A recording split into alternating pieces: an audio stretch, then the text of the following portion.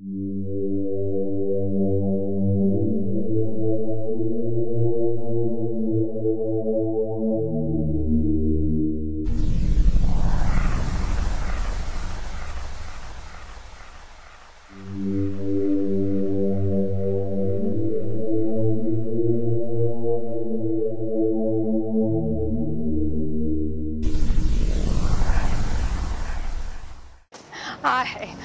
I'm Ann Vaccaro. I am the director of the Edison Stagelight Players, and we are pleased to present this fall a production of William Shakespeare's Macbeth. And we are inviting all of you, all of the viewers of Piqua Channel 5, to come and see it. We're actually fairly well known in the area for doing Shakespeare, and Macbeth is one of Shakespeare's most recognized, quoted tragedies, quoted plays. Outstanding spot out, I say. 1,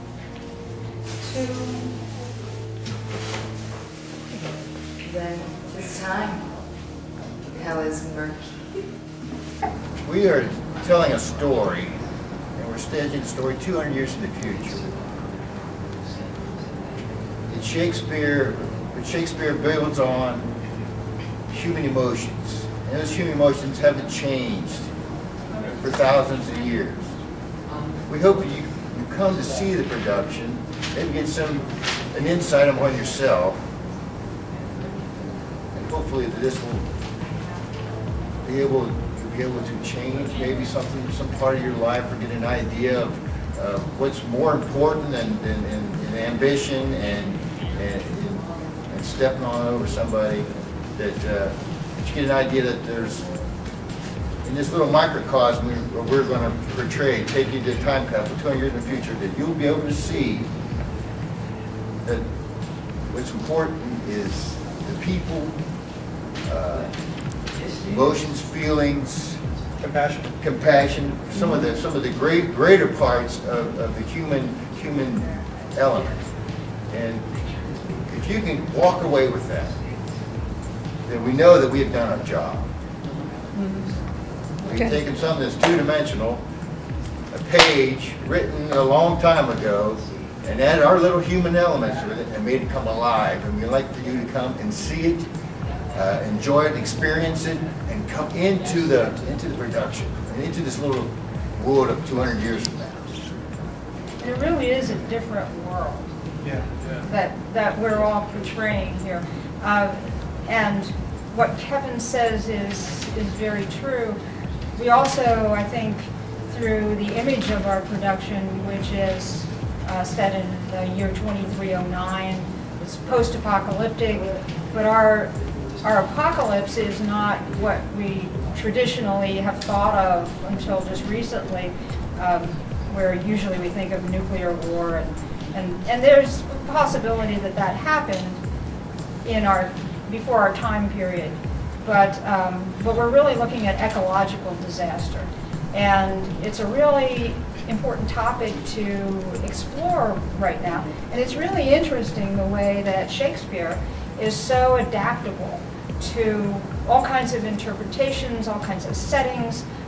Here we are in a world that hopefully you have never ever seen, and maybe and never envisioned or could imagine, and we're still talking about people and values and how they react in this strange, just strange population and strange world in which they find themselves, and how they adapt or don't, and do they survive?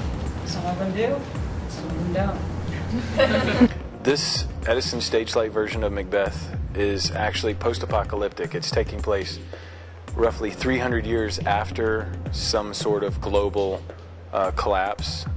There's been a complete societal breakdown, and most of it seems to be an environmental breakdown.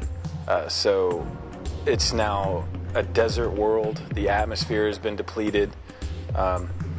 Plastic has become incorporated into the environment and plants and human DNA.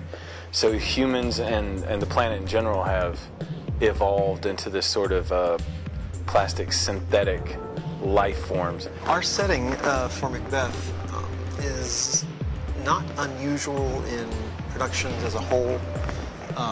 A lot of theaters here and around the United States and the world do quote-unquote futuristic ones, or sort of out of normal history sort of settings, sort of unusual settings. Ours is specifically set in a future following an ecological apocalypse, where civilization has collapsed along with the environment. Kind of a new dark age, like the original dark age that Macbeth is originally set in. It's originally set somewhere between 800 and 1000 AD, which was another period, of recovery after the collapse of another civilization. So there are lots of parallels we've kind of instigated. And the same sort of brute survival is the core concern of humans, and they've redeveloped a sort of, petty feudalism to kind of take control of whatever limited resources are left. Most trades and career type or professional knowledge has been lost, industrial and technological knowledge. So the main career to speak of is scavenging and scrounging for all the various bits of junk that are left behind by the fall of our technological civilization. It takes place in 2309. But otherwise, it's it's the same thing. Humans doing the same sorts of things that humans have always done. Things like that. My place in this play is as one of the production designers. There's maybe 4 or 5 of us. It's hard to tell. Everyone kind of, because it's a really big production, so everyone's having to do a lot of different things. And for my part, we've had to, Jason and Anne have had some rough ideas from the beginning about what kind of world they wanted us to create. And they gave us a color palette of mostly tans and grays and faded greens to work with. And they just said that they wanted it to be like a scavenger kind of world for us to create. So basically, I've just been spending the last several months collecting different things. I've been trying to keep it organic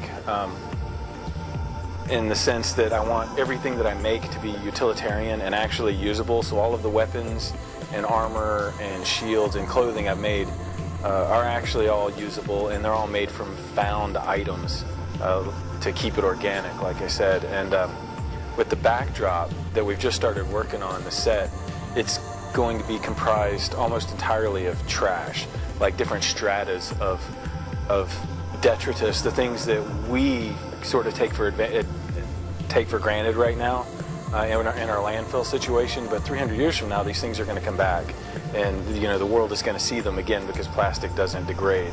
So the set's going to be made mostly of different layers of trash and metal and plastic. Think of